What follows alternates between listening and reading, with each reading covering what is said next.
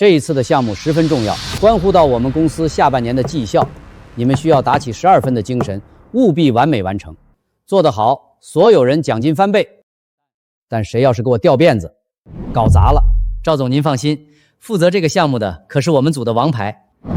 陈渊，你给赵总说说。好的，总监。我现在。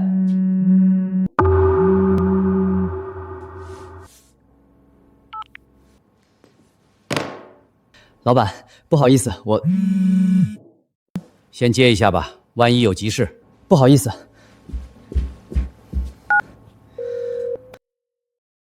你他妈会不会停车？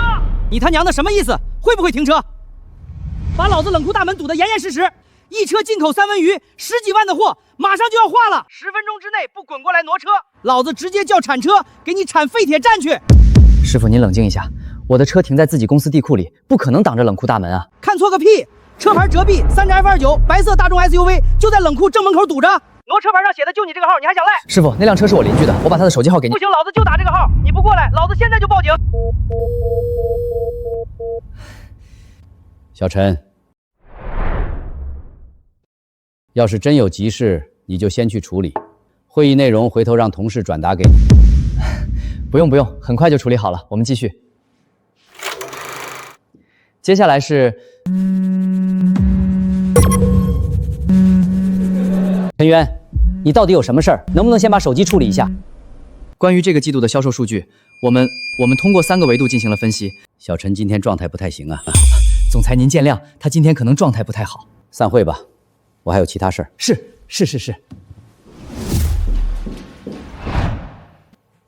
陈渊，今天是赵总第一次听你汇报。你在公司干了3年，他之前对你没什么印象。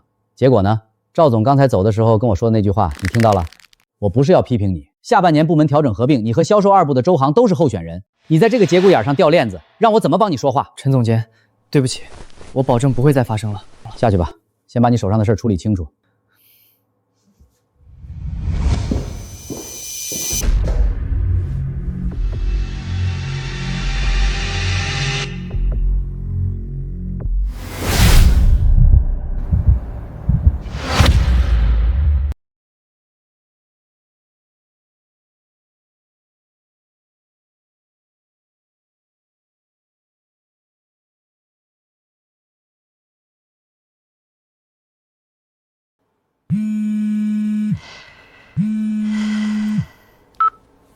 你到底来不来？老子的货都快化了，10几万的三文鱼，你赔得起吗？师傅，我跟您再说一遍，那辆白色大众 SUV 车牌浙 B32F29，车主是我对门的邻居，不是我本人，他姓周，60多岁，退休工人。您记一下他的手机号132。你邻居的车为什么留你的电话号码？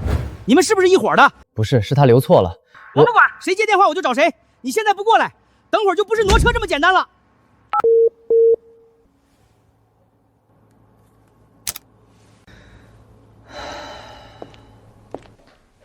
元哥，你没事吧？脸色不太好。没事儿，一点私事儿。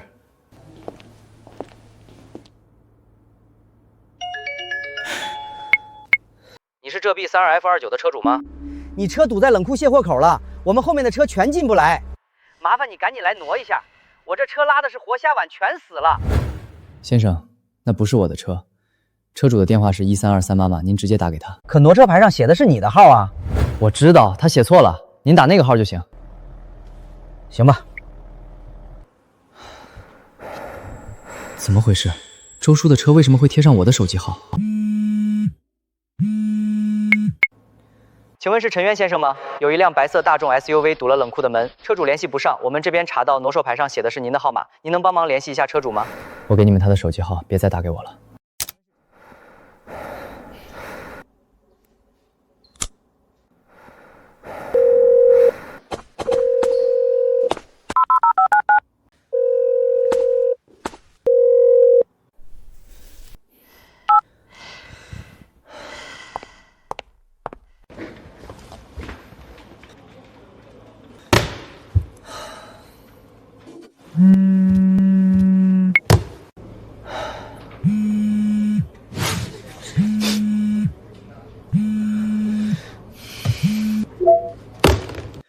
周叔到底什么情况？下班了一定找他问问。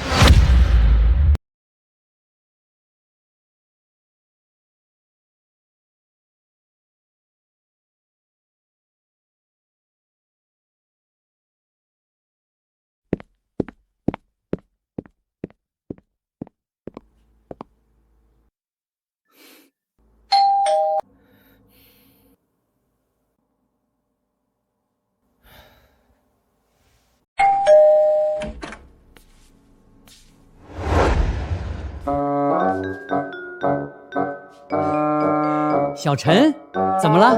吃饭了没？周叔，今天下午您的车是不是停在了什么冷库门口？对方打了30多个电话到我手机上，骂了我一下午，说您的车堵了人家冷库的门，一车三文鱼都快化了。您的挪车牌上写的为什么是我的号码？哎呀，对，下午是有个冷库的给我打电话，说我堵了他们门，我当时在外面办事，就让他等了一会儿。怎么，他打到你这儿了？对不起，小陈，都怪我那孙子浩浩。你是不知道，这孩子最近迷上了那些磁吸数字贴，天天拿着我的挪克牌玩。我前几天新换的挪克牌，他肯定是给我贴错了。小孩子嘛，3岁多，正是调皮的时候，管都管不住。浩浩，爷爷跟你说过多少次了，不许动爷爷的东西。你看你给叔叔惹多大麻烦。我没动，我在看电视。小陈，你别生气啊，叔现在就跟那个冷库的打电话解释清楚，我明天就去把挪错牌改回来，绝对不会再出这种事儿了。邻里邻居的，你多担待。行吧，周叔，您尽快改过来。今天这事儿确实给我造成了很大困扰，我还在公司开重要会议，手机一直响，领导都批评我。一定，叔明天一早就改。小陈，你放心，绝对不会再有下次了。小陈，挪车牌已经改好了，放心啊。谢了，周叔。哎，我当时真的以为这就是一场小孩子调皮引发的意外，现在想想，那时候的我太天真了。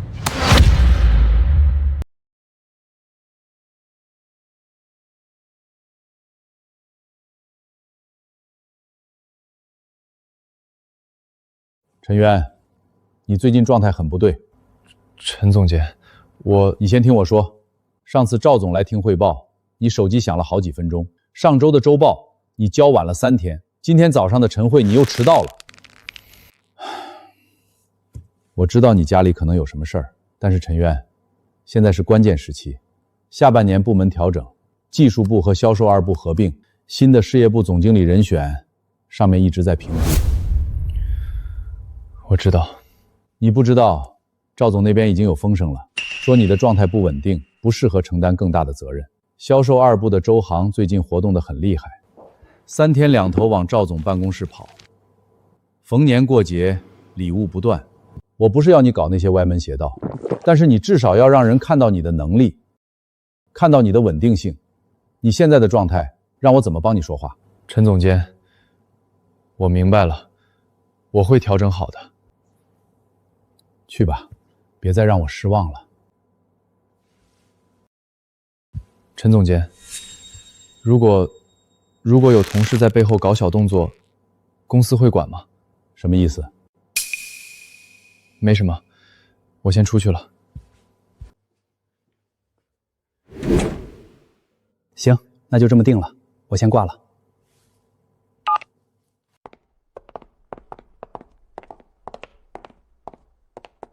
渊哥，最近气色不太好啊，注意身体。周航，你说巧不巧，每次我有点什么事儿，你好像都知道。渊哥，这话什么意思？我是关心你。是吗？那谢谢了。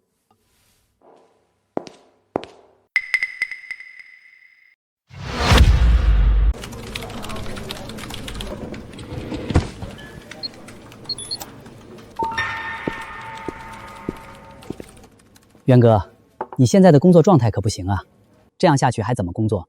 不如请几天假，把私事儿好好处理一下。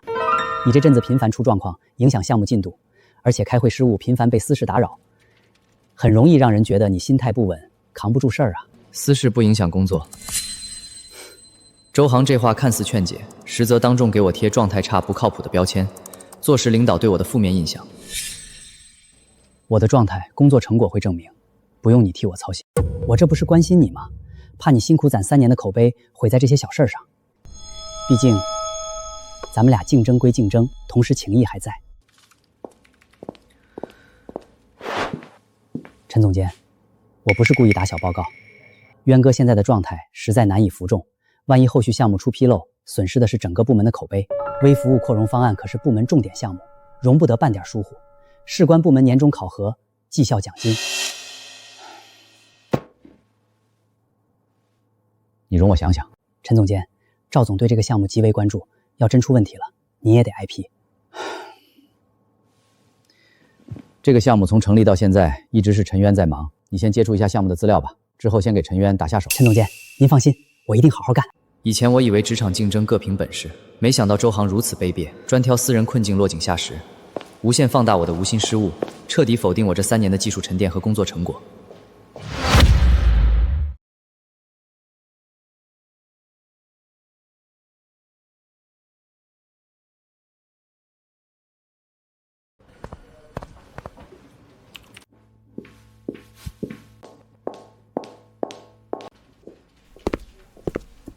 元哥，我刚和陈总监聊了聊，你最近私事太多扛不住，我来帮你分担一部分工作，你也能轻松通过点，咱们都是为了公司嘛。不用，我的项目我自己能扛，不用你越俎代庖。这是赵总还有陈总监的意思。我待会儿会找陈总监聊聊。好，我等你的好消息。周航现在就等着我不断出错，然后取而代之。他的算盘很精明，我不能乱。这个微服务扩容项目才是我唯一的底牌。只要项目稳住，我就还有翻盘的机会。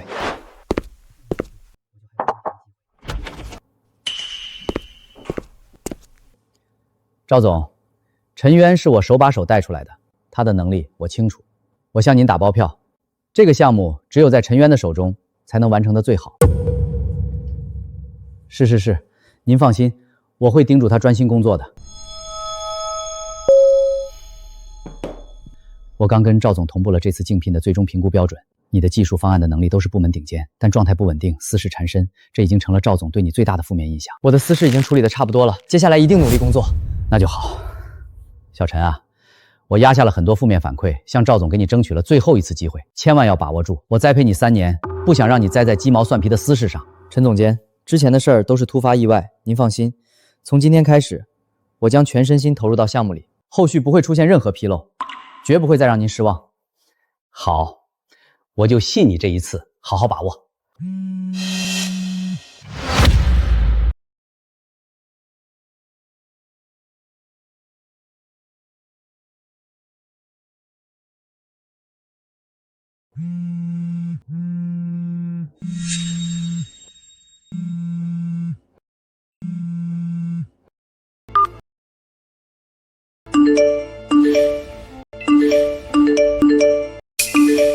什么情况？总监，对不起，是骚扰电话，恶意扰民的，我立马关机。你刚和我保证完，现在1秒钟不到又出现这种事儿，我还怎么相信你？总监，我真处理过了，但对方故意捣乱，我不用解释，我只看结果，不看过程。你总是一而再、再而三的掉链子，别说赵总不信你，就连我都不敢信你了。总监，我保证不会再犯了。行了，不用保证了，你先去忙吧，记得把项目资料发给周航一份，他现在是项目副负责人。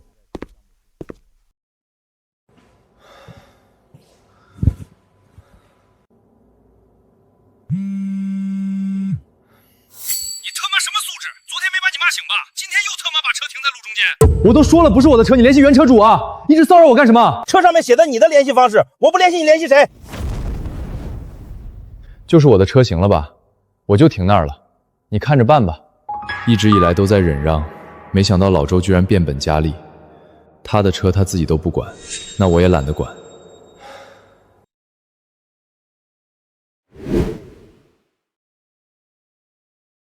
元哥，又因为私事烦着呢，这可不行。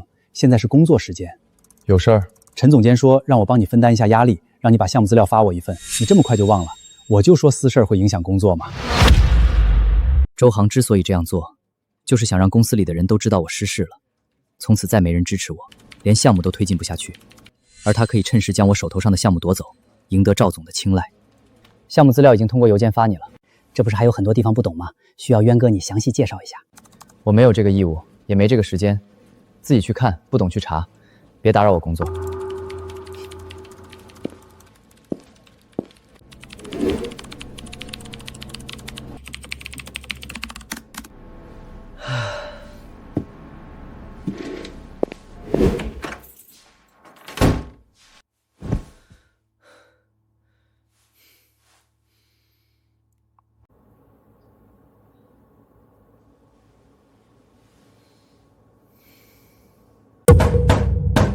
小兔崽子，不就是让你挪下车吗？你不帮忙就算了，还把我车弄到交警队停车场去了。年纪不大，心眼倒还挺多的。陈元，你想干什么？周叔，是你违停在先，人家货车的车主打电话叫来的拖车，拖车把你的车拖到交警队停车场的。我是违停，你帮我挪下车不行吗？我还要上班，就算我不上班，也没帮你挪车的义务。你们这些年轻人啊，让你们帮点忙，推三阻四，一点都不懂尊老爱幼。你老吗？我上次看你和别的大妈跳广场舞的时候，比年轻人都有活力。你不是老人变坏了，而是坏人变老了。老周这种人，对他一味忍让，他只会得寸进尺。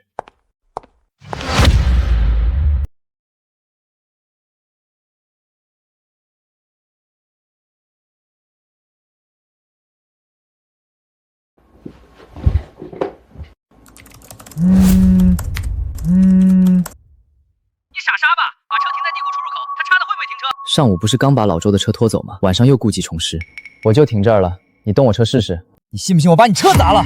我不信，现在可是法治社会。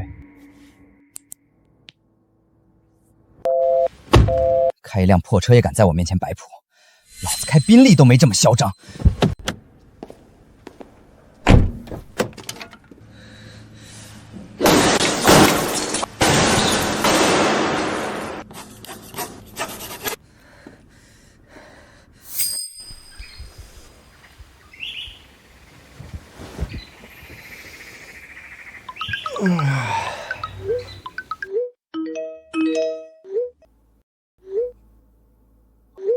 人狂必有祸，老话说的还是没错的。对付这种无赖，就该这样收拾。我还以为像之前一样车子会被拖走呢，没想到真砸了。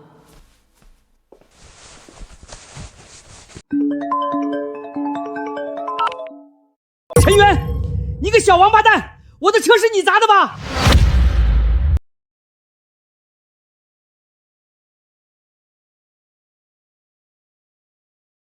陈元，我这车修下来少说也得3、4万，还有误工费、精神损失费、折旧费，你1分都不能少。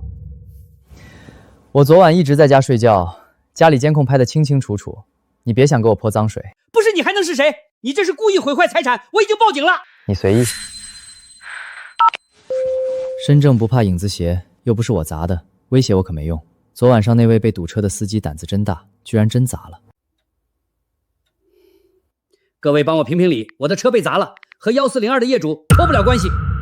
不是1402业主的车被砸了吗？1401业主的车也被砸了，真稀奇。估计也是乱停车被砸的。我最恨那些乱停车的了。有摄像头没？可以调监控。那个浙 B 开头的车其实是我的。这车不是1402那个业主的吗？怎么是你的？看我们都骂错人了。我记得141的业主是个大爷，不是老人变坏了，是坏人变老了。上次就是你堵车，害得我差点错失个合同。你等着，我现在就来找你聊聊。砸得好！上次下雨天，我爸送我上学，就是因为这老家伙的车堵着，害得我迟到了。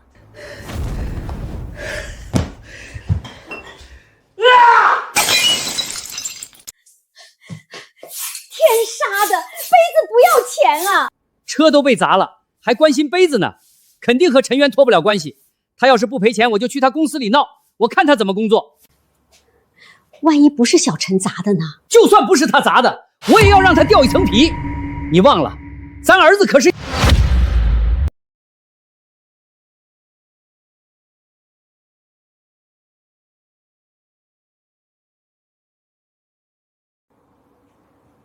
老周啊老周，你也有今天。第一，乱停车的是1401的业主；第二，是他3番4次把停车电话留成我的，导致我频繁被骚扰；第三，车不是我划的。不是你还能是谁？1401老周，没证据就说我干的，我保留追究你诽谤的权利。你少吓唬我，谁嫌疑最大，我心里清楚。来了，警官，就是他干的。我不就是让他帮我挪下车吗？他就怀恨在心，故意划我车。是不是他干的需要证据，不能空口无凭。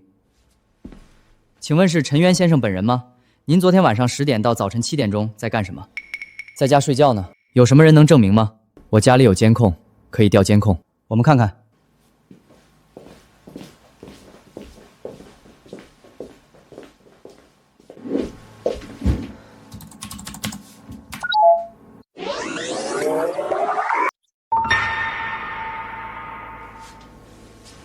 周先生，监控记录完整，陈渊先生昨晚没有出门，没有作案时间。监控也能造假？他是程序员，弄个假视频不简单吗？监控原始文件自带设备水印和时间戳，无法篡改。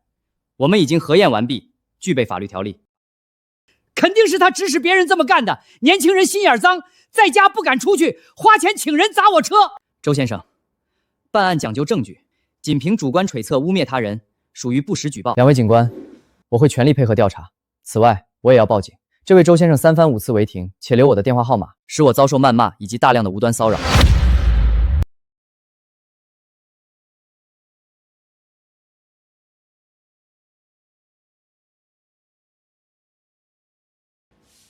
这位周先生长期以来用自己的车堵住消防通道、地下车库出入口、狭窄道路，且故意将停车电话留成我的，使我遭受了大量的投诉、网暴。都说了，是我孙子弄的。他最近迷上了磁吸数字贴，拿我的挪车牌玩。你一个大人和孩子计较什么？老周，我之前帮你挪车的时候，车上可没有磁吸贴。1次是意外，2次是巧合，这么多次了，明显是故意的。老周，是男人的话，别拿孩子当挡箭牌。周先生，你恶意篡改挪车电话，故意将纠纷转嫁他人，骚扰他人，已经涉嫌扰民，加上你不实举报、诽谤他人，我们现对你口头警告，立即停止一切骚扰行为，否则我们将依法处理。明白了。关于你车被划的事儿，我们会继续调查。两位都和我回去做个笔录吧。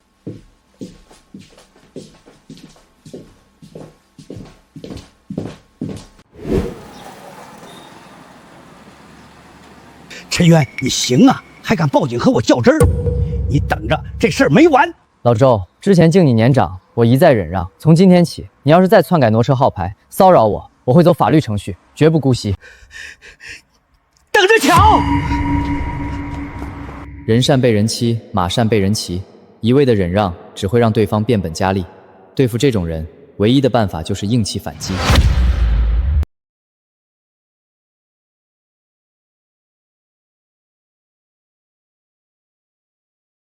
各位邻居，以后就不用再饱受违停的烦恼了。太好了啊！1402业主还得是你啊！1402业主，之前是我误会你了，现在郑重向你道歉。1402业主，你小心点儿，我担心老周暗地里报复你。明事理的人还是挺多的，像老周那种胡搅蛮缠、一肚子坏水的人，终归是少数。之后得把车也停在监控能拍摄到的地方，预防老周使坏。我早就和你说了，别这样针对小陈。现在好了，在小区里咱们的面子都要丢尽了。我的面子值几个钱？儿子交代的事儿要是被耽误了，你负责。你声音低点儿，要是被隔壁的小陈听到了怎么办？不能让这个小王八蛋好过，就得让他不得安宁。他年轻有工作，要晋升，要相亲。我一个退休老头子还不信耗不过他。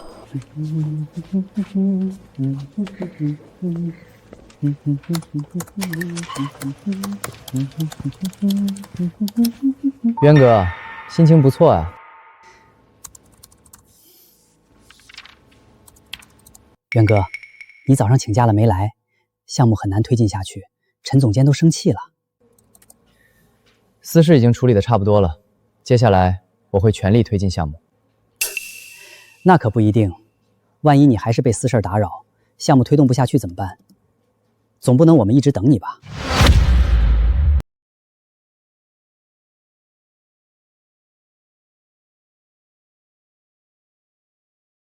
周航步步紧逼，从最开始的与项目不相干到成为项目副负责人，现在还想让我把项目的主导权交到他的手中。我要开始工作了，如果没有其他事情的话，请别打扰我。不急，渊哥，你先忙。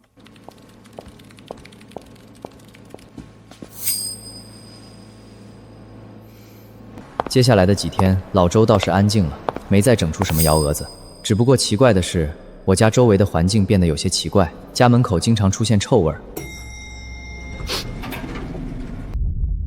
楼道里也没有垃圾袋、外卖盒，地上没东西，墙壁也看不出什么。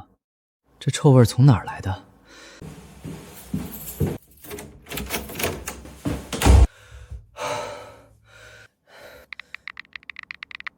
谁家门口撒了什么东西？14楼最近有股怪味儿。现在的年轻人太矫情了，一点味儿都受不了。老小区哪有不反味儿的？我又没说你你急什么？我急了吗？只是提醒你们这些小年轻别没事找事儿。犯罪分子最喜欢围观现场，这事儿大概率是老周干的，可是我却没有证据。不过真要找证据也不难，装个电子猫眼，我倒是要看看老周到底搞什么勾当。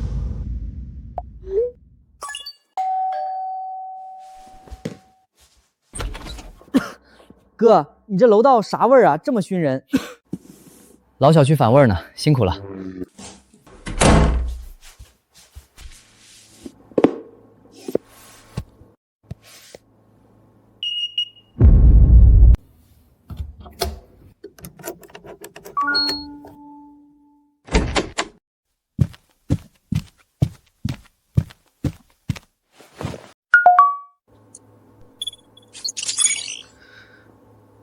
也不知道管不管用。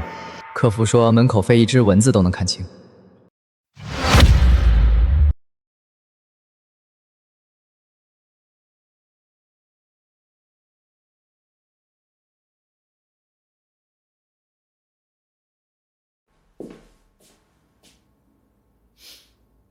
一把年纪活到狗身上了，就会背地干点龌龊事儿，见不得别人安稳。那小子上班了，你把我准备好的东西拿过来。老头子，咱们这样做会不会太过分了？过分？他砸我车的时候，你咋不说过分？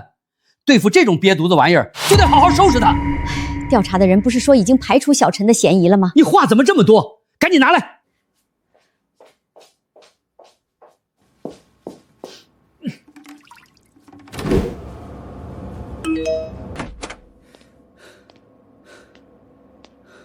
小兔崽子，毛都没长齐呢，还敢欺负老子！今天再给你小子一点教训。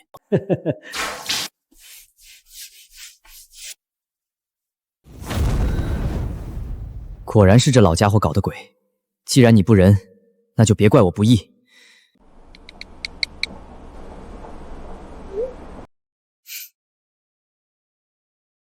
就是这一款了，不错。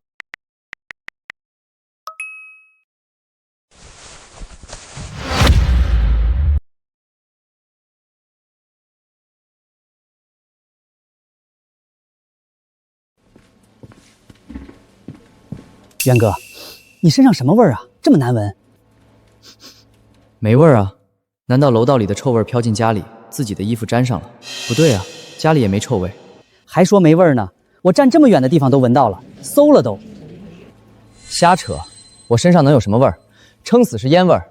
你别胡搅蛮缠。渊哥，先回家洗个澡，换身衣服再过来吧。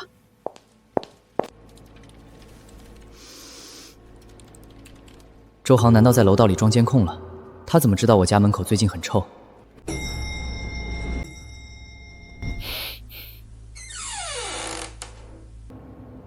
小陈啊，你们年轻人真邋遢，弄得楼道里一股味儿，也不知道收拾一下。不是老小区反味吗？我之前只是猜测，没想到现在味儿越来越大，肯定是你们年轻人弄的。那可说不好，万一是有人栽赃陷害呢？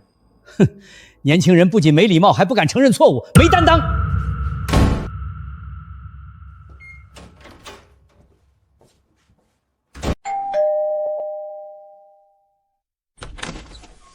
大哥，这啥味儿啊？老小区反味儿。我说的是快递，刚才漏了一点，现在我手都是臭烘烘的。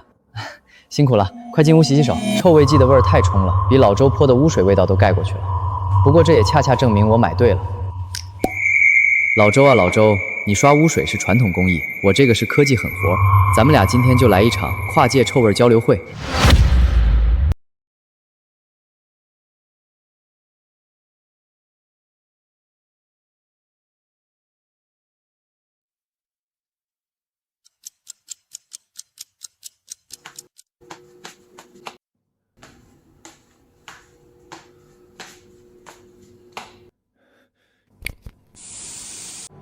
这玩意儿也太臭了吧！不愧是好东西，回头给店家一个5星好评。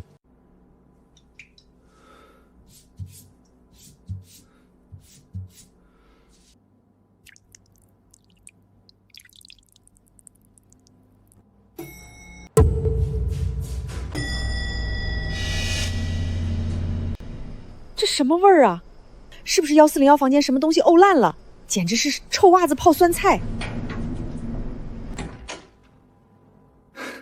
老周啊，老周，我看看到底谁能熬。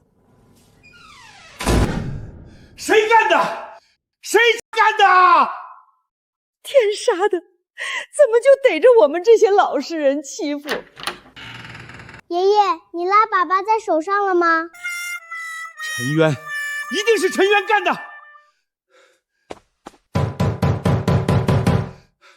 陈渊，是不是你？你给我出来！别躲在家里，有本事干，没本事承认吗？开门，别装死！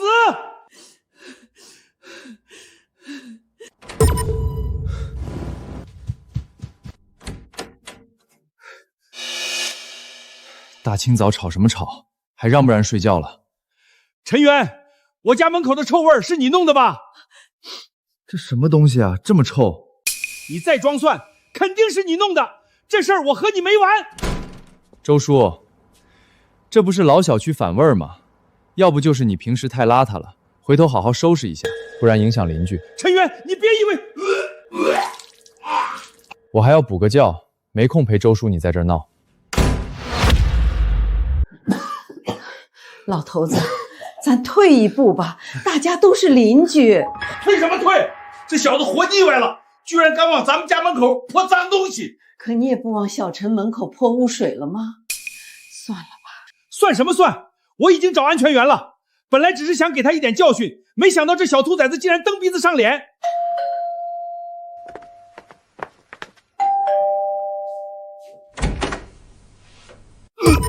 老先生，这什么味儿啊？太臭了！您快请进，屋里面能好点。我刚准备打电话，没想到您二位就来了，正好我要报案，我邻居往我家门口泼脏水，影响我的生活。老先生，我们这次来是为了您车被砸的事儿，我们已经调查清楚了，是一位姓胡的先生砸的，他现在人在国外，承诺回国后会和您协商。砸车的起因呢，是您乱停车，而且出言不逊。我们走访附近的居民，您的确存在违章停车行为，而且态度恶劣。我们将对你进行罚款200块的处罚，这是违章处罚通知单，请您签收。怎么还处罚我呢？我才是受害者啊！你违停不是1次2次了，这200块违章处罚已经很低了。好吧，但我要举报我邻居，他朝着我门口泼脏水，您二位一定要处理他，狠狠地罚他。确实有些古怪，太臭了。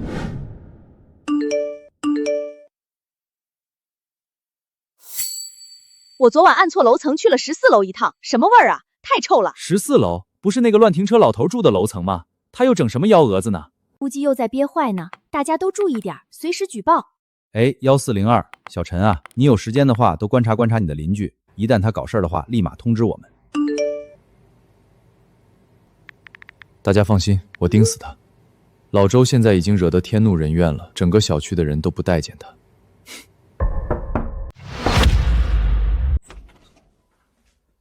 快请进。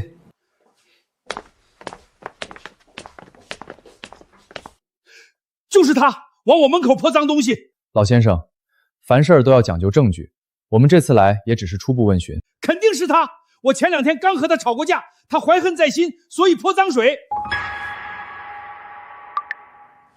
我也不多说，您二位看看监控就知道了。嘿嘿，老先生，您还会这手艺呢？明明是加害者，还伪装成受害者。不是我，视频里的根本就不是我。那这样，视频我们拷贝下来，回头送去技术部门鉴定。是我干的。周坤，你这样的做法已经严重影响到人家的生活，该道歉就道歉，该清理就清理。那他泼我门上的怎么算？我孙子要是被熏出个好歹，他赔得起吗？周叔，您不是说这是老小区下水道反味吗？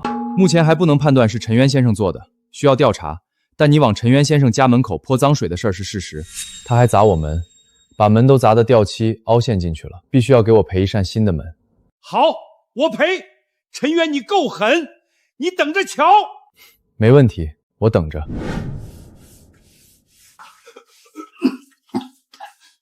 周叔，干快点，我一会儿还有事儿呢。小兔崽子，这次算你厉害，看我以后怎么收拾你。没事儿，我慢慢等。不过您得把墙先擦干净了。你左边，对，就是那个位置，还没擦干净呢，再擦一遍。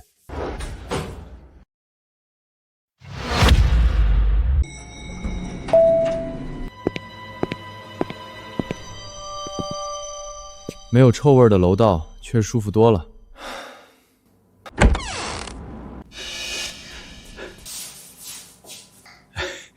小陈啊，叔是来给你道歉的。前段时间是叔糊涂了，我这人血压高，一着急就容易干混事儿。这2天我一直在家反思，确实是我乱停车不对，往你门口泼脏水更不对。东西你拿回去吧，心意我领了。信你个鬼！老周这个糟老头子坏得很，不知道在憋什么大招呢。好，快给陈叔叔道歉，说爷爷错了，以后咱们跟陈叔叔好好相处。叔叔，对不起。行了，就这样吧，以后井水不犯河水就行。黄鼠狼给鸡拜年，不安好心，接下来要更提防老周，防止他搞出什么幺蛾子。既然你现在和小陈恢复关系了，咱们以后都和和气气的。你懂什么？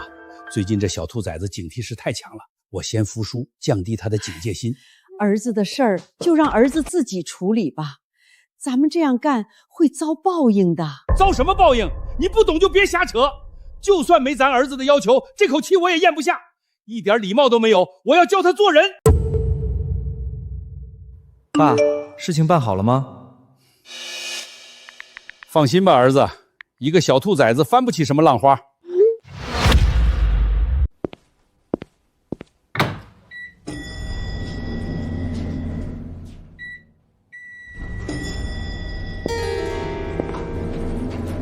小陈，去上班啊？难道老周真的变好了？不对，肯定没憋什么好屁。是啊，周叔，好好干。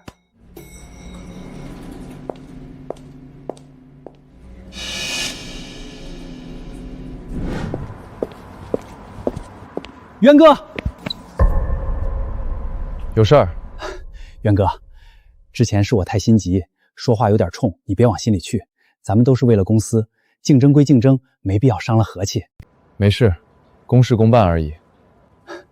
这就对了。晚上部门聚餐，渊哥你一定得来，之前的误会就都翻篇了。怎么老周还有周航最近都变好了，我反而越心慌了。到时候再看吧。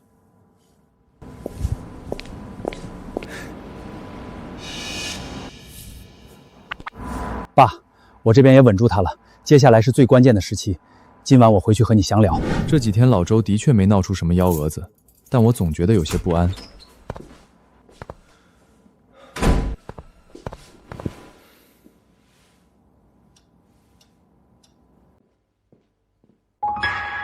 居然是周航，难怪老周这段时间一直针对我。他儿子周航在业务能力上根本不是我的对手，只能通过这种下三滥的方法搞垮我的状态，从而使我竞选经理失败，好让周航上位。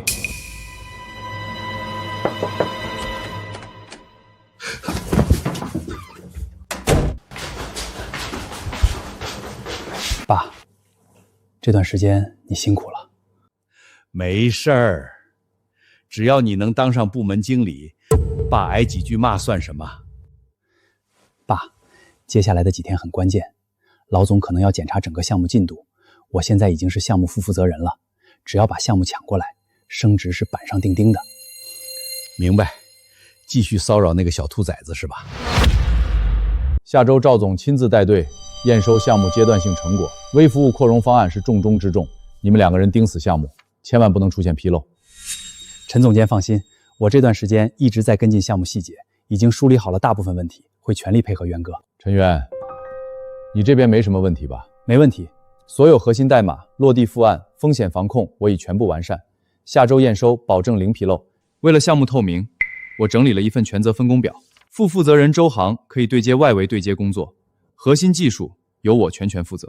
看似我退了一步，把权力分出去了一些，实际上锁死了核心权限，周航根本接触不到核心业务。我听渊哥的安排。行，就这样安排吧。渊哥倒是打得一手好算盘，把核心项目抓在手里，脏活累活都让我干。什么脏活累活？不都是为公司做贡献吗？各司其职而已。那渊哥你来负责外围对接，我来负责核心技术。这里面水太深，涉及到具体的项目运营，你把握不住。那就没什么好说的，陈渊。我告诉你，这项目你留不住，早晚都是我的。那就走着瞧。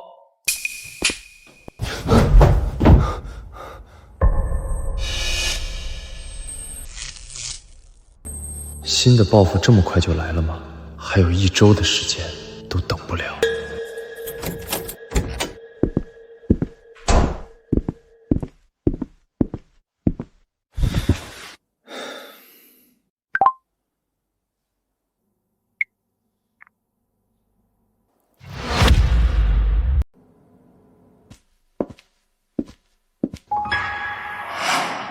浩浩在这儿上厕所就行。这不是隔壁大哥哥家门口吗？没事的，大哥哥不会介意的。浩浩真厉害，把坏人的脚垫子冲干净喽。浩浩想看这里面是什么东西，对吧？去玩吧。好耶！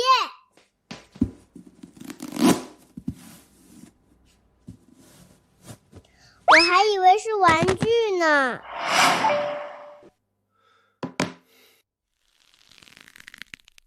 周航又开始搞幺蛾子，让我分心。现在一定不能太冲动。敲什么敲？门敲坏了你赔啊！原来是小陈啊，有事儿？周叔，你孙子在我家门口撒尿，还把我的快递拆得七零八碎，麻烦你给我个说法。我当是什么事儿呢？不就是个脚垫，还有个破快递吗？我赔你10块钱够了吧？别在这儿小题大做，没完没了。这是小题大做吗？你们当大人的也不管管。小孩子不懂事儿，憋不住尿正常。你个大男人和孩子计较什么？再说童子尿辟邪，我还没问你要钱呢。不用赔了，就算给浩浩当玩具了。这才对嘛，远亲不如近邻，大家和气生财。为老不尊，仗着孙子小肆意妄为，那就别怪我了。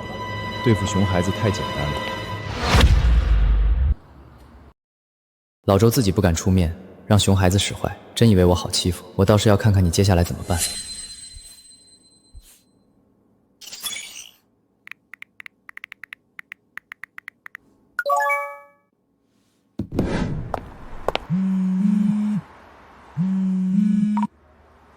陈先生，您的快递到了。辛苦了，我这会儿不在，放在我家门口就成。好嘞。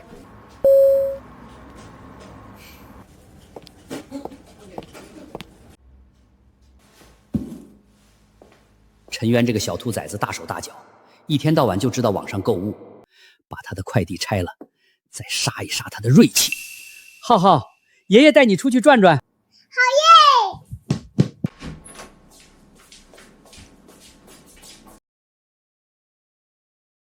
浩浩，你看这是什么？钢铁侠，是我最爱的钢铁侠。浩浩，不能随便乱动啊，这是隔壁陈叔叔的东西。你这孩子怎么一点都不听话？记住，只能玩一次啊！我们带回家拆开看看。等会儿你隔壁陈叔叔回来了再还给他。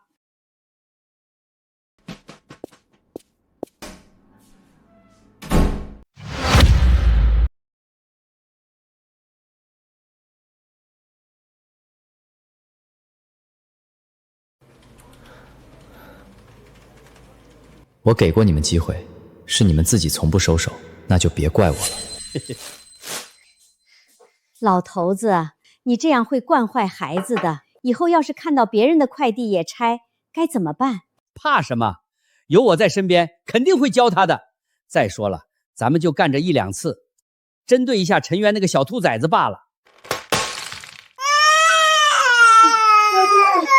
浩浩不哭，爷爷给你买新的。这什么玩具，这么容易碎？小陈不会让我们赔吧？一看就是便宜货，赔什么赔？用502胶水浇起来就成。要是小陈不同意呢？大不了赔他10块钱呗。这种破玩具，给他10块钱就算不错了。小陈回来了。浩浩不懂事，把你快递拆了，把里面的玩具拿出来玩了一会儿，正好你回来了，我把玩具还你。周叔，这可是我打算珍藏的手办。小陈，不要生气嘛。我这不是已经给你粘好了吗？这不是粘不粘的问题，我买的是新的，现在上面这么多裂缝，我还怎么收藏？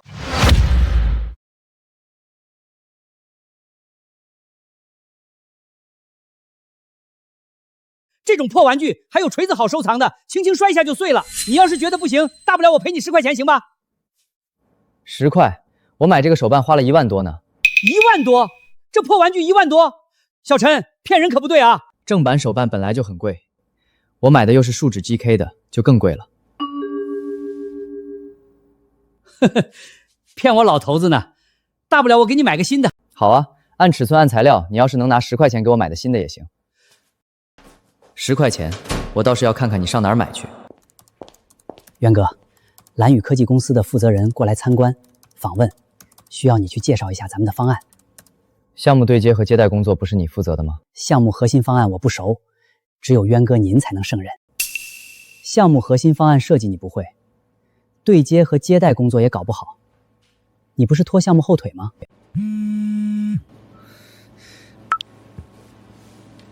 渊哥，你上班总是被私事打扰，接二连三的，连找你正常交流都不行。周航颠倒黑白的本事越来越强了，不过他很快就笑不出来了。人嘛，都有点私事缠身，说不定你的私事儿更麻烦呢。我就不会被私事儿打扰。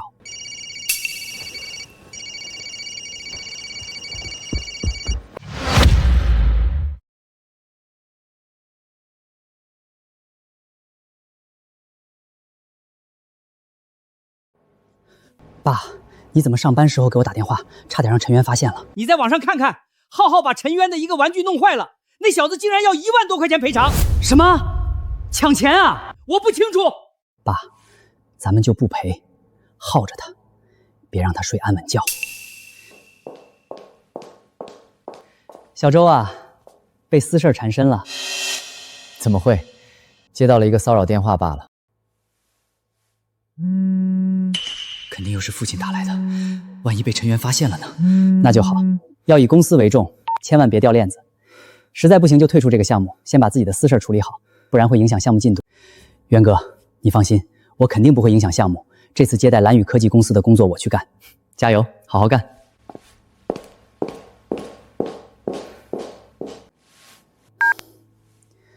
爸，又怎么了？浩浩也想要那个玩具，今天哭着喊着要钢铁侠，你抽空在网上给他买一个。行，我知道了。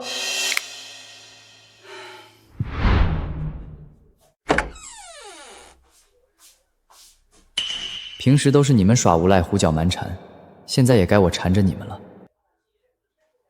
周叔，你不是要给我买个新的手办吗？小陈啊，那个手玩可不好买啊，我这2天准备再看看。那可不行，我今天就要。那我还就不给你了，有本事你去起诉我！小兔崽子还和我斗，这种民事纠纷光打官司就要大半年，我耗死你！那就没什么好说的了。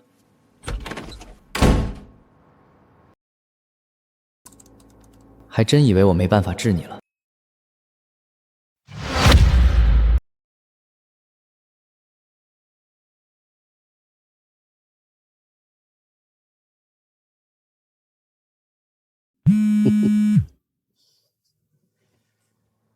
爸，陈渊那边怎么说？他能怎么办？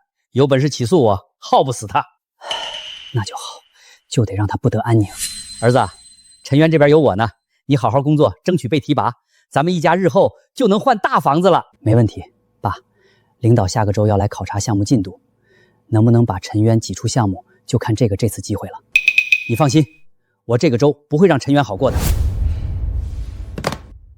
为了儿子升职，为了以后的新房子，必须得拼一把。浩浩，想不想玩小火车啊？想耶！家里太小了，咱们去走廊里玩怎么样？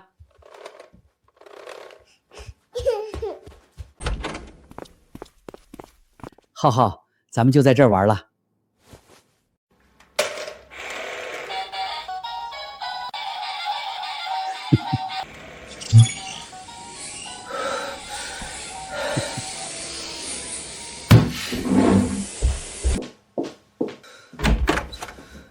周叔，这都几点了，你还让孙子在走廊折腾？没办法，我那孙子太调皮了，大晚上不睡觉，非要在外面闹腾。这样吧，你把他劝回去睡觉，也算帮我个忙，行吗？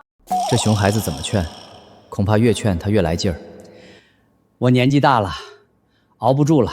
浩浩，你在这儿玩，等会儿早点回来。周叔，等会儿浩浩自己就回去了。我也在房门上装了高清电子猫眼，你要是敢动我宝贝孙子一根汗毛，我和你没完！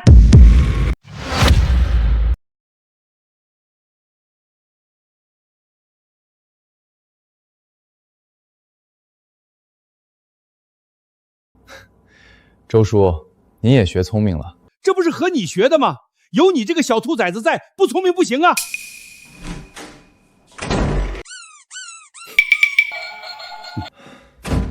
我记得业主群里有不少家长的孩子都和老周的孙子在一个幼儿园，我看你们接下来该怎么办？各位邻居，我是1402的业主，我的邻居老周唆使孙子拆我快递，把我购买的价值1万元的手办弄坏了，拒不赔偿。怎么又是那个老周？我儿子好像和他孙子一个班的，怎么会有这种人啊？这是我一个邻居发的，没想到我儿子班里居然有这种孩子。我抗议！我儿子竟然和这种小偷在一个班，万一被带坏了怎么办？必须开除，影响我宝贝孙子。一颗老鼠屎坏了一锅汤，园长要是不处理，我就把我儿子转学了。浩浩真棒，让坏人连觉都睡不好。咱们明晚还在他家门口玩小火车，好不好？好。怎么大半夜了，家长群还有人聊天？天杀的陈渊，我和你没完！居然敢制作视频诬陷我的宝贝孙子！这些事儿纯属子虚乌有，是我那个邻居陈渊在污蔑我们一家。浩浩爷爷是吧？这个家长群里可有不少咱们小区的业主，是不是污蔑大家心里都清楚。之前在小区违停，然后车被砸的那个人也是你吧？我记得你还在邻居家门口泼脏水，上梁不正下梁歪，你都不是什么好东西。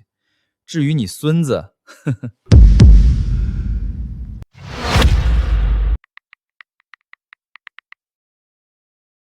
浩浩爷爷，你明天来幼儿园一趟。我们这个幼儿园一直秉承着以人为本的观念，您这样做的确有些不妥。这么多人诬陷我，解释也没用，都怪那个该死的陈渊污蔑我们。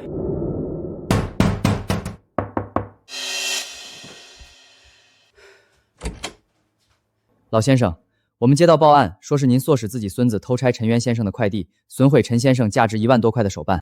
我孙子不懂事儿，乱拆的，怎么扯我身上了？陈渊先生提供了监控视频，视频里明显是您唆使孙子拆的，并且不加制止。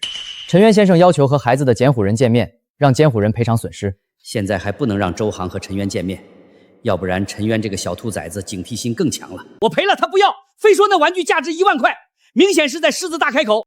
周叔，我那玩具可不止1万块，售价13500块呢，再加上精神损失费，收你14000块就行。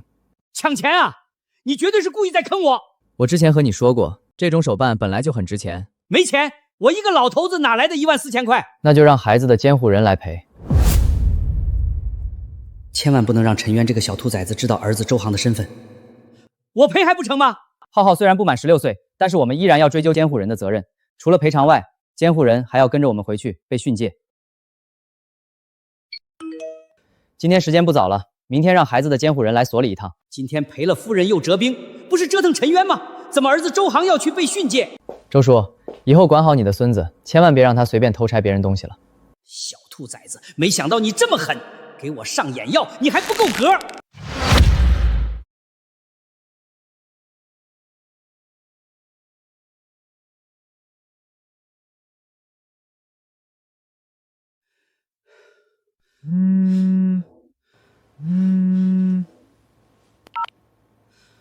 爸，今天怎么样了？是不是打搅的陈渊无法休息？别提了，被他摆了一道。什么情况？这小子居然报案了，让我赔偿他14000多块钱。如果不赔，就让安全员联系你。没办法的情况下，我给那个小兔崽子赔了。爸，你都60多岁的人了，怎么会让陈渊摆一道呢？当时是我大意了，你放心，之后不会了。对了，还有一件事儿，陈渊报案后过来调解的工作人员让你明天去一趟所里接受训诫谈话。那我明天岂不是要请假？而且咱们都赔钱了，至于吗？没办法，人家让监护人去一趟，你是浩浩的父母，必须得你去。可这几天正是最关键时期，要是我请假，陈渊趁虚而入把我赶走了呢？也罢，我明天去一趟，希望别出岔子。芊芊，早上好。你别过来，我妈不让我和小偷玩。我不是小偷。萱萱家长，你是怎么当大人的？怎么管孩子的？污蔑，那是污蔑！得了吧，其他家长说昨晚上安全员都去找你了，还说污蔑呢。那也是我们大人的事儿，和孩子有什么关系？上梁不正下梁歪，有什么爷爷就有什么孙子。好好上学，别和那些坏人玩。知道了，妈妈。爷爷，我不是小偷。浩浩，你先去上学，我去找你们老师。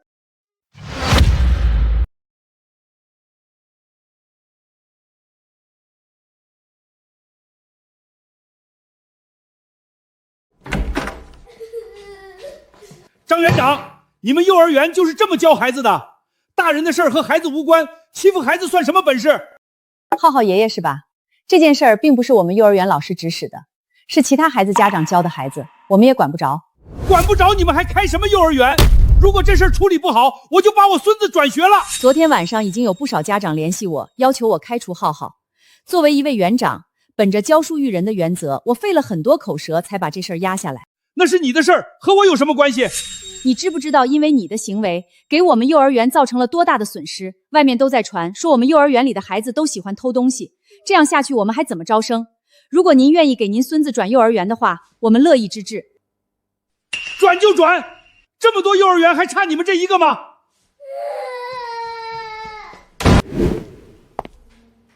周航，你也有今天，被私事缠身的滋味不好受吧？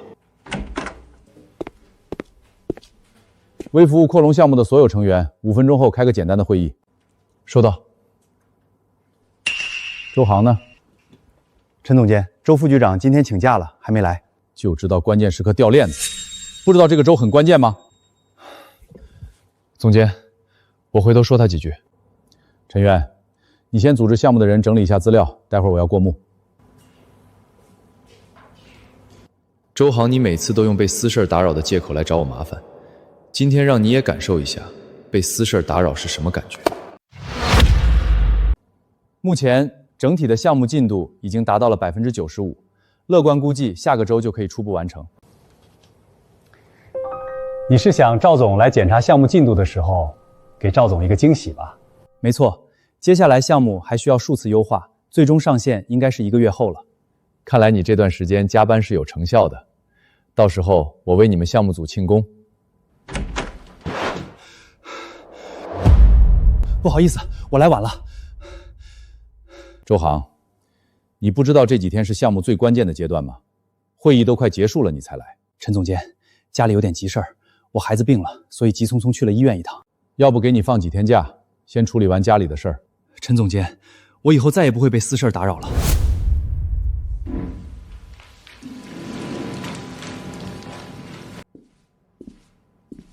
孩子没事吧？没什么大问题。一定要多关心关心孩子，像我隔壁邻居对孙子丝毫不上心，纵容孙子偷吃我的外卖，最后嘴都被辣肿了。难道陈渊发现浩浩是我的儿子了？应该不会吧？这种熊孩子就是欠教育。熊孩子欠教育最大的问题还是家长没有教好，这些家长才是最过分的。以其人之道还治其人之身，这种感觉还挺爽的。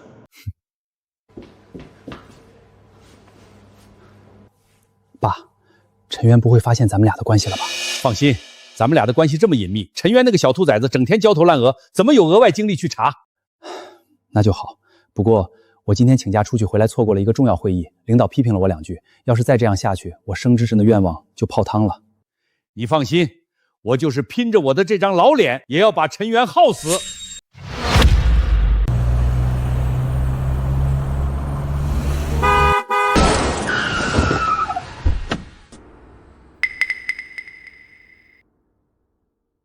这 J 老周的车吗？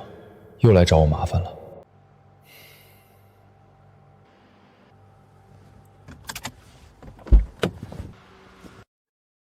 这不是小陈的车吗？你怎么这么不小心？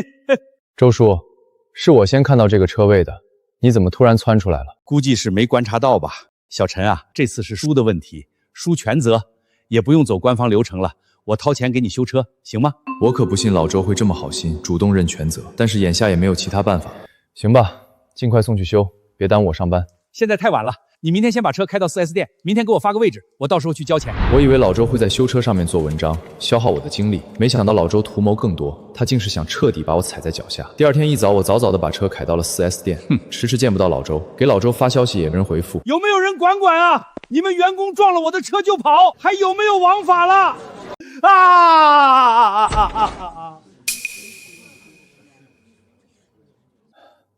老先生，我们先去会议室吧，其他人还要上班呢。不行，我必须要见到陈元那个小兔崽子，他把我的车撞了，结果人跑了。老周这种人翻脸比翻书还快，就知道他没安好心。走吧，去会议室。老先生，您说的撞车到底是什么情况？昨晚上我回家看到一个车位，刚准备去停，结果你们公司的陈元开车猛地窜出来，把我的车撞了。陈元昨晚说的好好的要给我修车，结果今早就没见人影了。老先生，这件事我们会核查，如果情况属实，一定会严肃处理。我们公司绝不留用品行不端的员工。总监，我们昨晚上，这是我昨晚上拍到的照片。白色车是我的，陈渊这个小兔崽子的车撞了上来。如果仅以这个角度看的话，的确是陈渊的车撞上了您的车。陈渊，你怎么解释？渊哥出什么事儿了？好像是把一位老大爷的车撞了，然后渊哥跑了。不会吧？渊哥不是这种人。陈渊的人品一直很差，你们都被他给骗了。我有个亲戚就是他们小区的，陈渊经常在小区里违停，和邻居关系闹得很僵。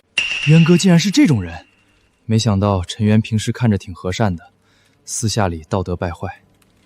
不仅如此，陈渊和邻居家，也就是刚才那个大爷起了冲突，还往人家门口泼脏水，欺负人家孙子。造谣一张嘴，辟谣跑断腿。陈渊，接下来整个公司的人都会议论你，孤立你，甚至赵总都会听到你干的那些坏事儿。陈总监，我这里有更充分的证据。小陈啊，都是邻居，这事儿不用报案了，我明早给你修车。如果是这样的话，那老先生就是您没理了。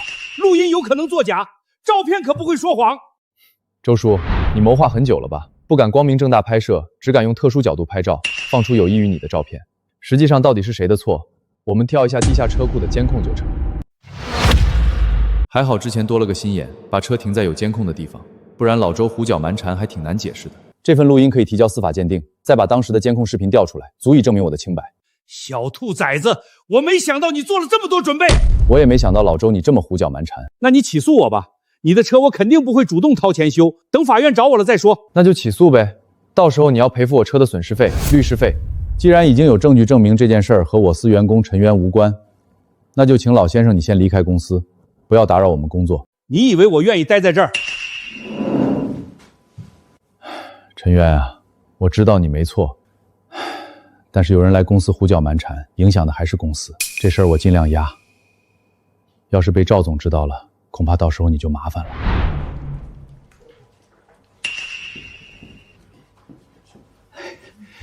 渊哥，你没事吧？有些人喜欢颠倒黑白，大家别听他们瞎扯，真相自有公论。渊哥说的对，大家不要瞎扯。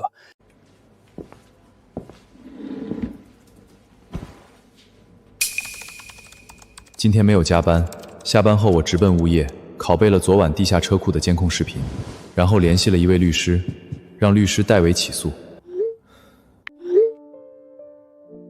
抛开车辆刮蹭问题，我还想起诉邻居对我的骚扰，不知道能行吗？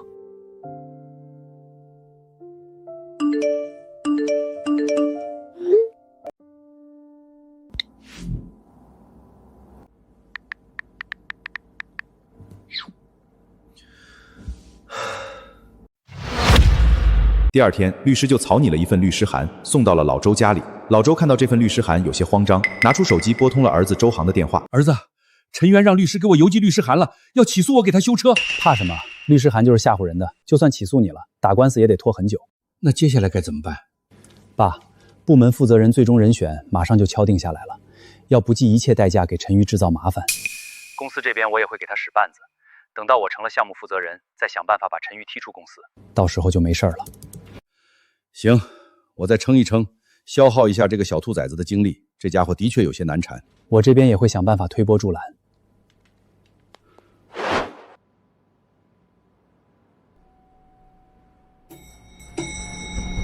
以后晚上少加会儿班，白天一点精气神都没有。周叔，能让一下吗？我上班快迟到了。谁让你不早点起？再说了，上班迟到和我有什么关系？可你堵在门口，也影响别人通行啊。迟到就迟到呗，能扣几块钱？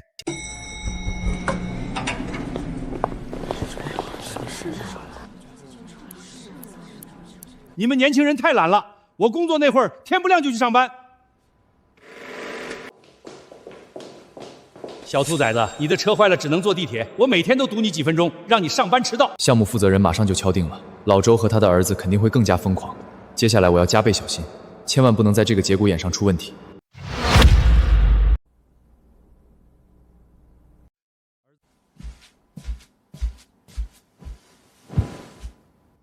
儿子，陈渊今天怎么没回家？我还打算制造点噪音，影响他休息，明早再堵他上班呢。爸，我问了一下，陈渊这几天住在公司附近的酒店，你恐怕影响不到他了。那怎么办？那就交给我来处理吧。我要让他身败名裂。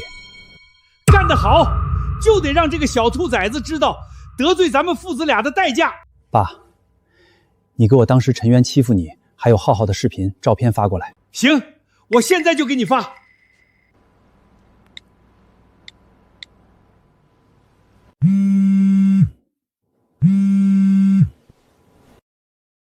陈哥，你快看本地论坛，上面有人泼你脏水。什么情况？还是我直接发给你吧，你先看看。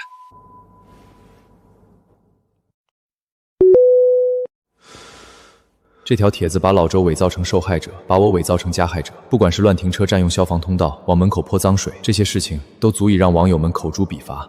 大部分网友无心分析对错，只想宣泄自己的情绪。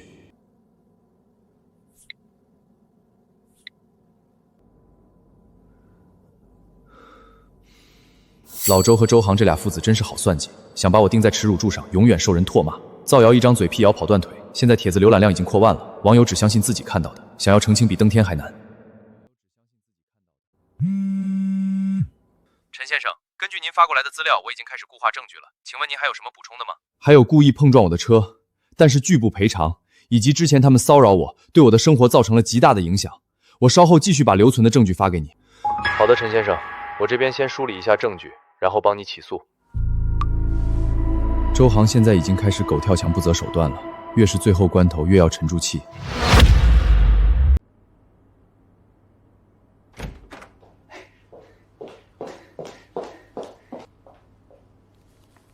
赵总，我有点情况和您汇报一下。什么事儿？说吧。赵总，微服务架构的弹性扩容方案一直是公司的重点项目，而作为负责人的陈渊却并不靠谱。上次汇报方案进度的时候，这个陈渊就一直接听电话，对吧？没错，上次汇报方案进度是他接到了违停电话，他把车停在小区消防通道，严重影响别人出行，所以被堵的司机一直电话轰炸他。居然有这种事儿！不仅如此，您看我整理的这份资料，陈渊在他居住的小区已经人人喊叫了，他违停堵了救护车，整天欺负邻居老大爷，欺负老大爷的孙子，这些事儿都被网上曝光了。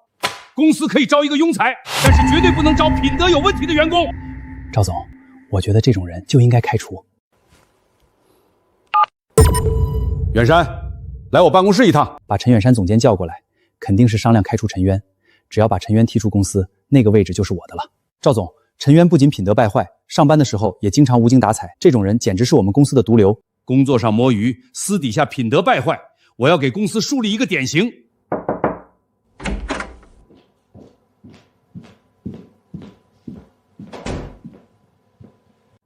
赵总，坐吧。叫你过来是向你了解一下你的那位下属陈渊的事儿。赵总，陈渊最近的状态的确有些差，被私事儿缠身，不过他的工作能力很优秀。不急，你先看看这个。不急，你先看看这个。赵总，这上面的事情应该是谣传，陈渊不可能干出这种事儿。陈总监，这事儿都上同城热搜了，甚至受害者都站出来了，您还认为是假的吗？不论如何，这事儿肯定要调查清楚，给广大网友一个交代，不然等陈渊被曝光了，影响的可是咱们公司。赵总，这事儿就由我来调查吧，您和陈总监太忙，因为这点小事耽误时间有些不划算。陈渊，你总算要栽到我的手上了。还是交由我来调查吧，毕竟影响公司的生意。另外，周航，你和陈渊是竞争关系，不太合适。邢远山，这事儿就交给你，记住，一定要查出事情原委。如果真调查的话，查清楚反而不好办了。赵总，我觉得这事儿没必要调查了，已经很清晰了，直接开除陈渊才是最合适的方案。周航，仅凭一面之词就想给人定罪，事情就没有这么办的。就按远山说的办吧，尽快调查。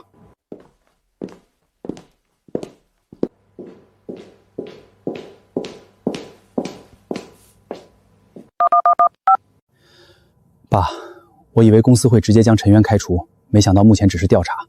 那不完犊子了吗？那些事儿可经不起细查呀！只能兵行险招了。你想办法公布陈渊的个人信息，让网友来施压。儿子，这能行吗？没问题的，这事儿已经引起民愤了。网友们不仅会评论，还会来公司堵门，甚至会向我们公司合作方施压。赵总迫于压力，大概率会开除陈渊，给网友们一个交代。陈渊，你拿什么跟我斗？周航的做法的确很歹毒，颠倒黑白，想将我清除出公司。好在上司陈远山给了我缓冲的时间。现在外面的舆论压力很大，赵总监让我彻查这件事儿，你说吗？陈总监，我身正不怕影子斜，事情很简单，有人往我身上泼脏水。第一次违停，是对方把车停在消防通道，影响送货车通行，使我遭到了无端骚扰。还有泼脏水的，也是我的那位邻居老周。你们俩只是邻居，用得着这么深仇大恨吗？这完全是在针对你。陈总监，我的那位邻居老周姓周，周航也姓周，你难道没有发现端倪吗？你的意思是周航是老周的儿子，想要把你搞垮，然后周航成功上位？没错，不论是半夜的骚扰电话，亦或是找我的麻烦，都是为了消耗我的精力，影响我工作。见无法影响到我之后，又开始颠倒黑白，使用舆论压力。有证据吗？我家门口的电子高清猫眼清晰地记录了周航回老周的家。如果真是这样，那就全是周航的问题了。但目前的舆论很难反转，对你不利啊。老周公布了我的个人信息，无数网友涌入公司官号、评论区评论，甚至拨打公司电话，跑到公司楼下要求开除我。这家公司居然用这种品德败坏的员工，强力抵制。我们以后再也不用这家公司的产品了，抵制渣子。不仅要抵制这家公司，我已经查到了，这家公司和蓝宇科技、林生科技都有合作，这些合作方的产品我们也要抵制。老赵，你们公司的事儿还没处理好吗？现在都开始影响到我们公司的股价了。老李，我们目前正在调查呢。今天之内必须处理好，不然我们公司的股价还要跌。要是处理不好，之后我们就别合作了。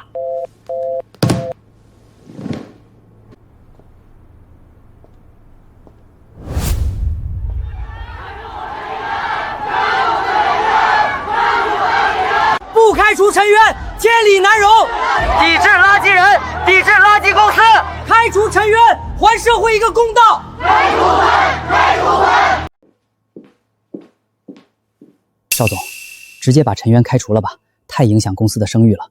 即便陈渊没有过错，但这件事已经引发巨大舆论风波，对公司十分不利。通知人事部门解除和陈渊的劳处。赵总，我有事情要汇报。说吧。陈渊是被污蔑的，所有的一切都是周航在作祟。陈总监，我没得罪你吧？怎么污蔑我？你来说。赵总，网上发布的那些事情全都是断章取义，发布的照片全部有利于我的邻居老周，实际上他才是罪魁祸首。我这里有完整的证据。证据有用吗？现在公司陷入舆论，大家都在向赵总施压，要求开除你。网友可不相信这些证据。小陈啊，周航说的没错，即便是你有证据，又有什么用呢？合作方已经给我打来电话，要求我必须处理好这件事儿。计划得逞了，陈渊被炒鱿鱼，那个位置就是我的了。加上陈渊身上的黑料，到时候没有任何一家公司敢要他。赵总，我有另一件事要汇报，指使这一切的人是周航，为了替我离开公司才弄出这么多事儿。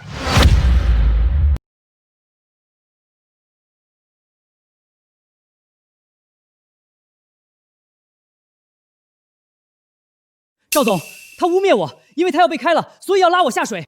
是不是污蔑你？需要证据。陈渊，把证据给赵总看看。周总，这是我整理的部分证据，最开始的时候，我的邻居老周违停了，把违停挪车号码牌改成我的，整天影响我休息工作。再然后，老周往我家门口泼脏水，我这里有完整的视频证据。结果老周说是我干的。不仅如此，老周还故意让他的孙子拆我快递，故意刺激我把我的车撞了，跑来公司闹事儿，反咬我一口。说这么多有什么用？公司因为你蒙受了巨大的损失。你以为我不知道你和老周的关系，所以背地里谋划。你在公司针对我，你父亲老周在家里针对我。你以为你算无一计，实际上我家门口的电子高清猫眼早就拍下来了。污蔑！赵总，陈渊在污蔑我，这个视频是伪造的。好啊，周航，我没想到你为了升职，人品能败坏到这种地步，构陷同事，编造谎言。公司现在遭受的损失全是你的手笔。赵总，我也不想这样的，但谁让陈渊手握扩容方案？只要这个方案一出来，那个位置几乎板上钉钉是他的。公司提拔谁是看谁为公司做出了贡献。你以为陈渊被你赶走了，你就能升职了吗？是不是污蔑的很简单？我们可以去调查1401的业主到底是谁，到时候不就一清二白了？周航，从你背后阴我的时候开始，你就注定和升职无缘了。不让老子升职，老子还他妈不伺候了！我今天离职，明天就能换一份工作。而你，陈渊，现在背负骂名很难洗刷掉，你还不是照样被开除？虽然我有可能被辞职，但是我想，你的下场一定会比我惨。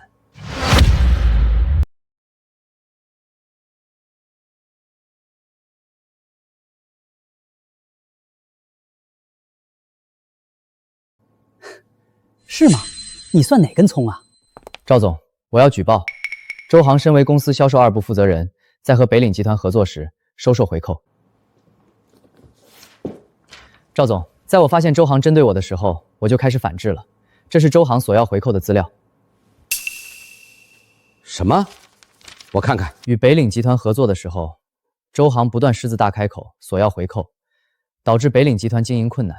对方爽快地把周航索要贿赂的资料交给了我。好，我没想到公司竟然养了这么大一条蛀虫。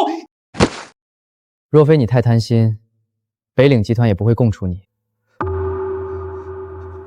赵总，我把钱退回去，别抓我！现在才想起退款，晚了。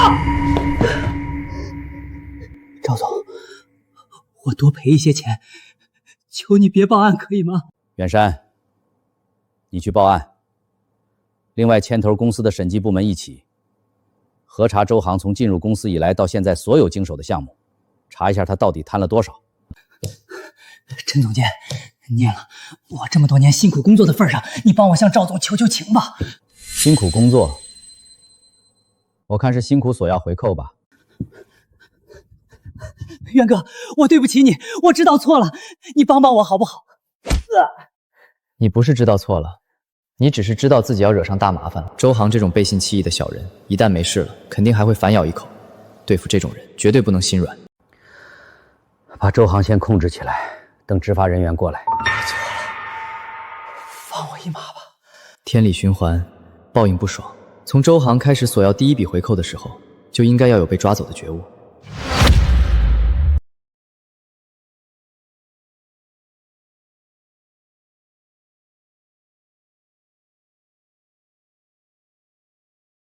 赵总，那陈渊现在的情况该怎么处理？陈渊啊，我知道你是冤枉的，但是目前舆论影响太大了，网友不会听你解释的，我也没办法，只能多给你一笔辞退补偿了。赵总，如果解决了这些舆论，是否可以留下我？当然可以，但是造谣一张嘴，辟谣跑断腿，你一个人怎么向成千上万的网友解释？我相信会有办法的。我给你1天的时间自证清白，我也希望你能留下来。我一个人想解释清楚，难比登天。赵总给了1天机会，只能最后搏一把了。哎，1402，小陈，这篇帖子说的是你吧？这也太过分了，这不纯纯污蔑吗？老周竟然成了受害者，还有天理吗？这人也太厚颜无耻了。因为这事儿，公司都要辞退我了，舆论太大，我个人发声有限。老周这个老不休的，欺人太甚。陈先生，你一个人的确很难辩解，我们帮你发声。不能让老周这种人占了上风。我也帮你发声，回头我就发帖子、发视频帮你证明。为众人抱薪者，不可使其冻毙于风雪。我也帮你发声。谢谢大家。我是幸福家园的业主，网上那篇帖子说的就是我们小区里面的陈先生是被冤枉的，罪魁祸首是老周才对。那个姓陈的专门请的托吧？欺负大爷还好意思出来申冤？看到这种骗人博流量的视频，直接拉黑。没想到因为我的事儿，害得大妈也挨骂了。我觉得陈先生肯定是冤枉的。幸福家园小区的其他业主也发声了。我也是幸福家园小区的业主，老周做的事儿天怒人怨，已经引起小区的公愤。现在颠倒黑白，我可以提供证据。大家都搞混了，是那个老周搞事儿，他自己违停，还把车上的挪车号码牌改成别人的电话号码。原来这个老头子才是最坏的。不是老人变坏了，是坏人变老了。如果一个视频的话，可能是事实，但这么多小区业主站出来反驳，说明陈先生是真的被冤枉的。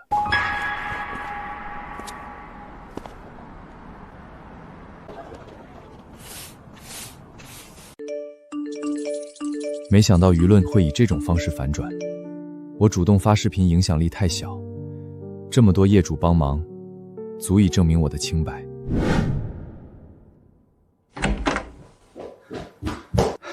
赵总，舆论已经彻底反转，陈渊现在清白了。我也刷到那些视频了，这是好事儿。陈岩能力很强，要是被逼离职，太可惜了。我提议由陈渊来牵头，核查周航经手的那些项目，微服务扩容方案可以再等等。行，让陈渊来查，肯定会查得很细。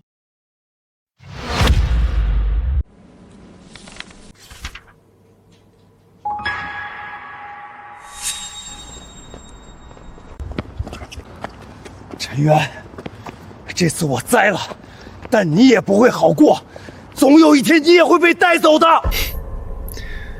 周航，天作孽犹可恕，自作孽不可活，这都是你犯下的错。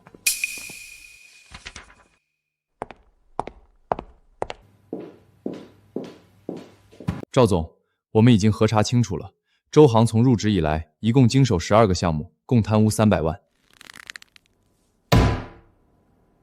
要让他把钱全部吐出来。老婆子，算算时间，陈渊应该被挤兑走了，咱们儿子升职有望了。是啊，听说这次升了之后，航航就是公司的中高层了，公司还会给喷股。陈渊那个小兔崽子，我早就看他不顺眼了。等他下班了，我要好好奚落他一番。咱儿子也快下班了，今晚把我珍藏的老酒拿出来，我要给儿子庆功。这不是儿子的公司吗？这个人也姓周，不知道咱儿子认识不？不知道怎么回事，我有点心慌，我给儿子打个电话问问。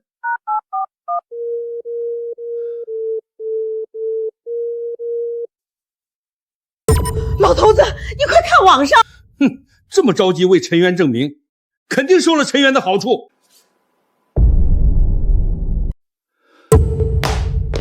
恒智公司公告：我苏员工周某不当得利，严重损害公司利益。恒智公司公告：我苏员工周某不当得利，严重损害公司利益，已移交有关部门处理。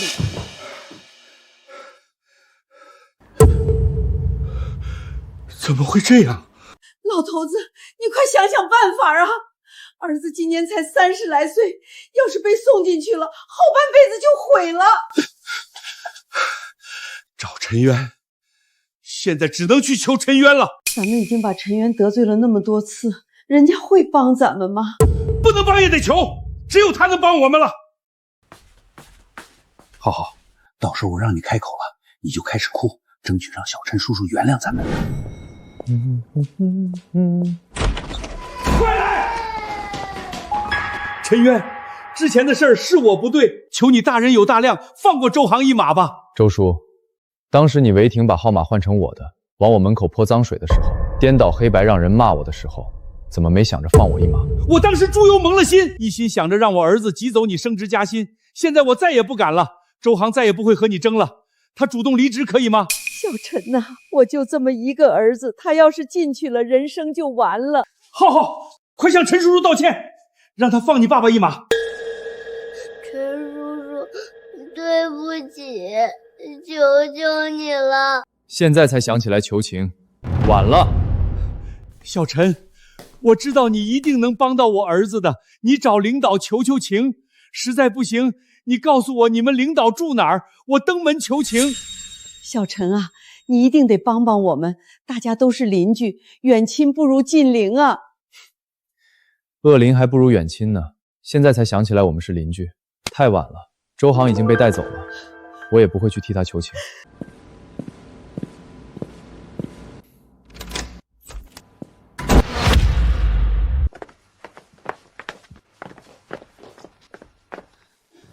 当时让你别针对人家小陈，你不听，现在连个帮咱们的人都没有。我哪知道会发生这种事儿？咱们都是邻居，抬头不见低头见的，还是与人为善比较好。娘们儿唧唧的，我告诉你，要是咱儿子进去了，陈渊也别想好过。就算给他找不了麻烦，我也要恶心死他。老头子，你不能再错下去了。我错？要不是陈渊这个小兔崽子，咱儿子能走到今天这一步。若非周航自己贪心，顶多被赶出公司，也不至于到了坐牢那一步。福祸自取，自己干出来那些错事，就要由自己承担后果。至于老周，他也会得到应有的报复。天杀的啊！这是我们的房子，你把我赶出去干什么？这是我的房子，你们凭什么这么做？老先生，这是周航用赃款购买的房子，目前要固定证据，进行财产保全。我不管，我儿子进去了，现在就我一个老头子，你们要是把房子收了，就要给我养老。老先生，固定财产后续还会公开起诉，如果退房的话，兴许会轻判。而且您若是强行干涉我们查封，也涉及到违法。你们，陈渊，你个小兔崽子，要不是你，我也不会这么惨。周叔，你想简单了，更惨的事还没出现呢。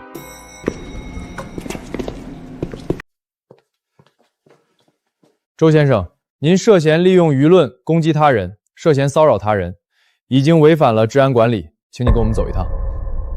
没有，我不就是开了个玩笑吗？我没想闹得这么大。您的行为已经严重影响到了陈渊先生的生活、工作，使陈渊先生遭受到了无端的骚扰，可不是开玩笑这么简单。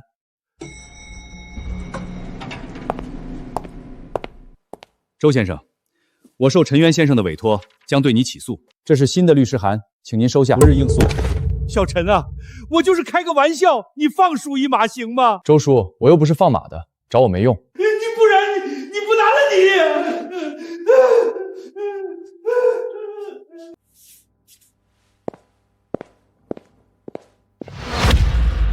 诸位领导、同事们，经过我们项目组的不懈努力，基于微服务架构的弹性扩容方案已经基本完成。下面由我演示一下大概流程。弹性扩容方案获得了领导的高度赞赏。小陈啊，做得不错，这个方案降低了咱们公司大量的运营成本，极大的提高了运营效率。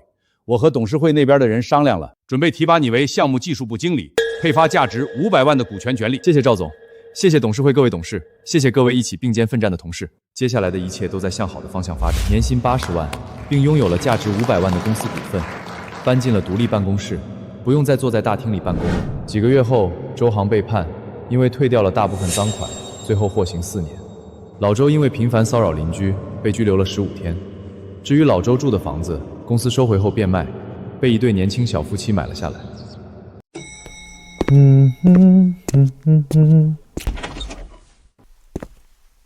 1402的邻居是吧？我们是1401的，以后大家都是邻居了。